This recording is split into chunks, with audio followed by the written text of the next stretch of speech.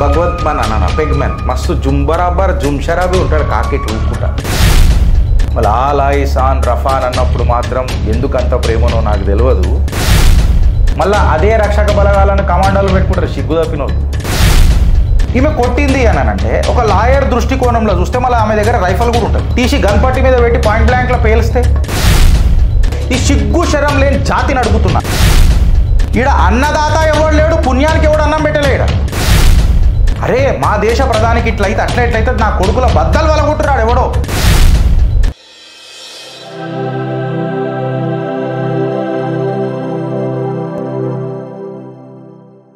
Tandav Hoga, all eyes on రాశి అని అన్నారు కదా.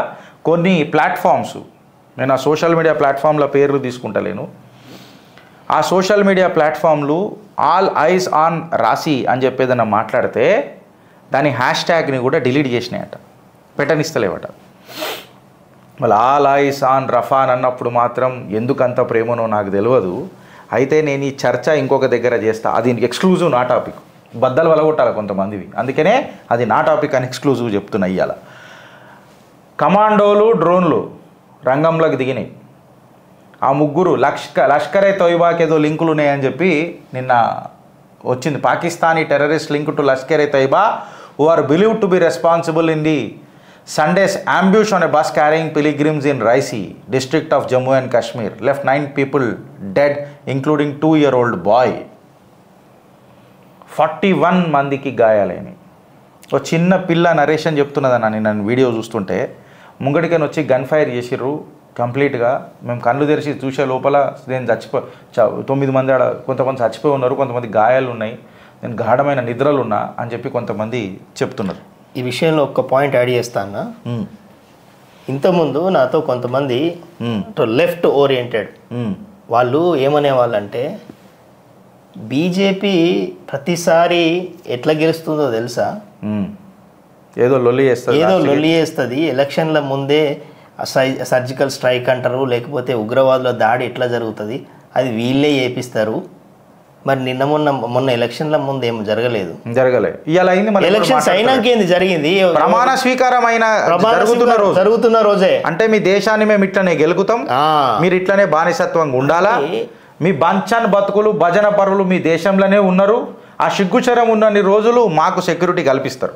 నిజంగా ఒక భారతదేశం అంటే ఒక దేశంలో మన గడ్డ పైన ఉంటూ మన గడ్డ మీదనే అనుమానం వ్యక్తం చేయడం అనేది రక్షక బలగాల మీద, అది పోయిపోయి రక్షక బలగాల మీద.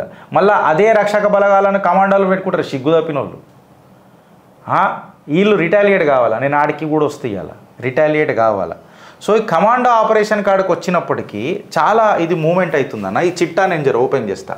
కమాండో ఆపరేషన్ అని మనం ఎట్లనో అన్నాం కాబట్టి చాలా ఒక పెద్ద టాపిక్ నడుస్తున్నది. ఏందని అంటే, ఎస్ నేను ఈ టాపిక్ తీసుకుంటా. ఈడు పెగ్మెన్, నేను మనని భగవత్ మన పెగ్మెన్ మస్తు జుంబరాబర్ జుంషరాబి ఉంటాడు కాకిట్లు ఊపుకుంటా. జుంబరాబర్ జుంషరాబి ఉంటాడా పెగ్మెన్ అంట. ఈ కాక ఓ ముఖం చూడు ఎట్లున్నది, అది కమిడియన్ లెక్కనే ఉంటాడు. ముఖ్యమంత్రికి తక్కువ, కమిడియన్కి ఎక్కువ. సో ఈ పెగ్మెన్ ఏమంటాడంటే, కుల్విందర్ కౌర్ ఈమె ఎవరైతే ఉన్నారో కంగనా రనాట్ మీద చేయి చేసుకున్నది అని చెప్పి ఒక ఆరోపణలు ఉన్నాయి.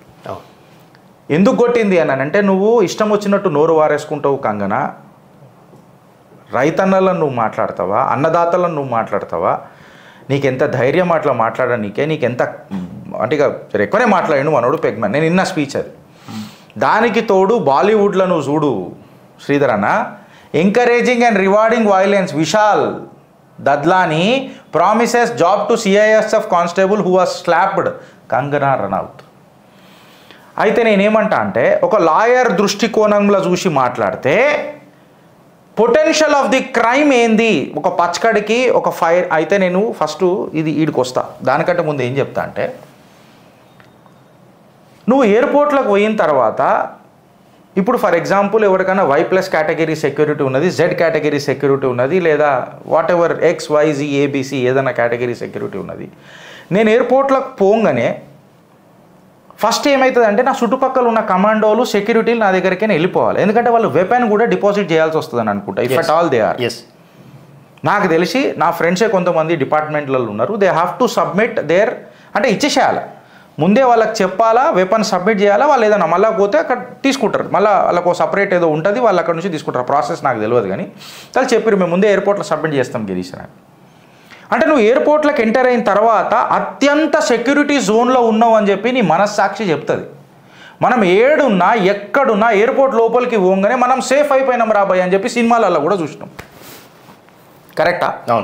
ఇవాళ లోపల పోయిన తర్వాత ఒక సిఐఎస్ఎఫ్ సెక్యూరిటీ గార్డ్ పచ్చకడ కొట్టింది, ఆమెను ఇట్లా చేసింది, ఇది కరెక్టు, ఇది ఎందుకు కరెక్టు, ఏం కరెక్టు నేను అడిగి తర్వాత వస్తా. ఈమె కొట్టింది అని అంటే ఒక లాయర్ దృష్టికోణంలో చూస్తే మళ్ళీ ఆమె దగ్గర రైఫల్ కూడా ఉంటుంది, తీసి గన్పట్టి మీద పెట్టి పాయింట్ బ్లాంక్లో పేలిస్తే who will give the security? ఇప్పుడు రక్షక బలగాల మీదనే వర్గపోరు తీసుకొచ్చడం స్టార్ట్ అవుతుందా దేశంలో? ఈ సమర్థన ఏంది అన్నది ఒక క్వశ్చన్. ఈ క్వశ్చన్ నేను ఎందుకు అడుగుతున్నా, ఎందుకు తీసుకొస్తున్నా అంటే ఈ సిగ్గు శరం లేని జాతిని అడుగుతున్నా. ఇవాళ ఈ లాంగ్వేజ్ వాడుతున్నా, సిగ్గు శరం లేని జాతిని అడుగుతున్నా. ఎందుకంటే ఇందిరాగాంధీని చంపినోళ్ళు కూడా వీళ్ళిద్దరే, ఇందిరాగాంధీని చంపినోళ్ళు కూడా ఇద్దరే, ఆమె పర్సనల్ సెక్యూరిటీ గార్డులు. అంటే ఇవాళ నేను ఒక పర్సనల్ సెక్యూరిటీ గార్డ్, అది కూడా రక్షక బలగాలు నా పక్కన ఉన్నారు అని అంటే, నేను ఒక కేటగిరీ ఆఫ్ సెక్యూరిటీలు ఉన్నానంటే నేను జర సేఫ్గా ఉన్నా అని చెప్పి నా మనస్సాక్షి చెప్తుంది. వాళ్ళే వచ్చి నన్ను గన్పట్టి మీద పెట్టి ఫైర్ చేసి పడేసిరని అంటే నేను ఎవడికి చెప్పుకోవాలా, ఏం చేయాలా? వీడికి ఆగిపోతుందా అని అంటే ఆగిపోదు. పూల్వాలా చాచా కూతురికే అదే జరిగింది, పూల్వాలా చాచా మనమడికి అదే జరిగింది. నేను రాజీవ్ గాంధీది కూడా ఫోటో పెట్టిన శ్రీధర్ అన్నాయడ. మళ్ళీ రాజీవ్ గాంధీ కూడా ఆ హానర్ తీసుకుంటున్నప్పుడు అక్కడ శ్రీలంకలో ఏంటో జరిగిందో నాకు ఇప్పుడు గుర్తొస్తుంది. శ్రీలంకలో ఏంటో జరిగినప్పుడు అది పర్సనల్ అక్కడ ఉన్న ఒక సెక్యూరిటీ గార్డే తను తీసుకొని కొట్టలేకపోయాడు, ఆయన నీడ చూసి తప్పించుకున్నాడు. మళ్ళీ ఇప్పుడు ఆనాడు భారతీయ జనతా పార్టీ నువ్వు నీడను చూసి ఎట్లా తప్పించుకున్నావు? నువ్వు అంత పెద్ద నీకు ట్రైనింగ్ ఇచ్చినామా, నువ్వు కావాలని చేసినావు ఓట్ల కోసం అని ఎవడన్నా మాట్లాడిండా ఇలాని? అప్పుడు దేశ ప్రధానికి దేశం నిలబడ్డది. అరే మా దేశ ప్రధానికి ఇట్లయితే అట్లా ఎట్లయితే నా కొడుకుల బద్దలు వలగొట్టురాడు ఎవడో అని చెప్పి యావత్ ప్రపంచం కాదు, యావత్ దేశంలో ఉన్న ప్రజల మొత్తం, ప్రపంచంలో ఉన్న భారతీయులందరూ ఒకటే. That is integrity. అది నేను కోరుతున్నది. ఇవాళ ఎవడో ఆ రైతులు ప్రొటెస్ట్ చేసిరని అంటే ఎందుకు చేసిరు అన్నది ఇంపార్టెంట్. నేను పిచ్చ క్లారిటీకి ఇచ్చిన. ఈడ అన్నదాత ఎవడు లేడు, పుణ్యానికి ఎవడు అన్నం పెట్టలేడ.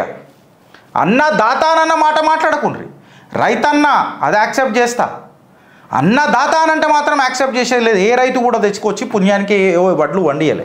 ఆ కష్టం ఏంది అని అంటే ఒక పోలీస్ ఆఫీసర్ మండే ఎండల డ్యూటీ చేస్తాడు, ఒక రక్షక బలగాలు బుల్లెట్ నా ఛాతికి తలుగుతుంది, నా పిల్లలు అనాథ అవుతారు, నా పిల్లం రోడ్డు మీదకి వస్తారు, నా తల్లిదండ్రులకు బుక్కడు అన్నం పెట్టేటోడు లేడు అని అన్నా ఆ రక్షక బలగాలు బార్డర్లో నిలబడ్డాయి మన కోసం. చుట్టుపక్కల నుంచి ఏ మెజైల్ వస్తుందో తెలియదు. నేను జెడ్ కేటగిరీ సెక్యూరిటీలు ఉన్నా, ఎస్పీజీ కమాండోలో చుట్టుపక్కల ఉంటా, అత్యంత కీలకమైన టార్గెట్ లిస్టులలో నేనున్నా అని చెప్పి దేశానికి సేవ చేసే నాయకులు కూడా ఉన్నారు. నేను ఏదైనా టెక్నాలజీ తీసుకొచ్చి భారత ప్రయోగానికి దృష్టిలో ముంగటికి తీసుకొస్తే ఈ ప్రయోగాలు దేశ ప్రయోజనాల దృష్టిలో పాశ్చాత్య దేశాలు భారత్ ముంగట పడొద్దని చెప్పి వీళ్ళని చంపే ప్రయత్నం కూడా చేసే కొంతమంది సైంటిస్టులు కూడా ఉన్నారు. వీళ్ళు నమ్మేది ఎవరిని? వాళ్ళ పక్కన ఉన్న వాళ్లకు డిప్లాయ్ చేసిన రక్షక బలగాలని. భారత్ ఇచ్చిన ఆ భారతీయతను వాళ్ళు గుండెకు హత్తుకొని గుండె ధైర్యంగా నిలబడ్డ రోజున దిందహాడే ఎయిర్పోర్ట్లా నువ్వు ఇట్లా తిట్టినావు అని చెప్పి నువ్వు పచ్చకడ కొడితే ఇది 7 వరకు సమర్థించాలి. ఇప్పుడు ఒక లాయర్ లెక్క అడుగుతున్నా, ఒక పొటెన్షియల్ ఆఫ్ ది క్రైమ్, దీన్ని ఎట్లా కన్సిడర్ చేయాలి? భద్రతా బలగాలే మన మీద సేమ్ అంటే ఇప్పుడు నువ్వు ఎయిర్పోర్ట్లో కూడా ఎస్పీజీ కమాండ్లను పెట్టుకొని తిరుగుతావా అని నేను అడుగుతున్నా. అరే పెగ్మ్యాన్ నీకు అర్థమవుతుందా అని చెప్పి అడుగుతున్నా. దీని మీద నరేటివ్ బిల్డ్ చేస్తున్న ఆ పాగల్గాన్లను అడుగుతున్నా. జిగర్ల దమ్ము ఉంటే ఇగో చిత్రగుప్తుల గిరీష్ శ్రీధర్ ఛాలెంజ్ ఇస్తున్నాం, డిబేట్కి రెడీయా అని అడుగుతున్నా. నేను ఆధారాలు పెట్టినా, మళ్ళీ ఈమెను కూడా చంపింది సెక్యూరిటీ గార్డులే, మళ్ళీ ఈమె ఆనాడు కాంగ్రెస్ అట్లెట్లా మంచిగా అయిందని ఎవడన్నా మాట్లాడిండా? మేము అన్నుంటే నడుస్తుందా?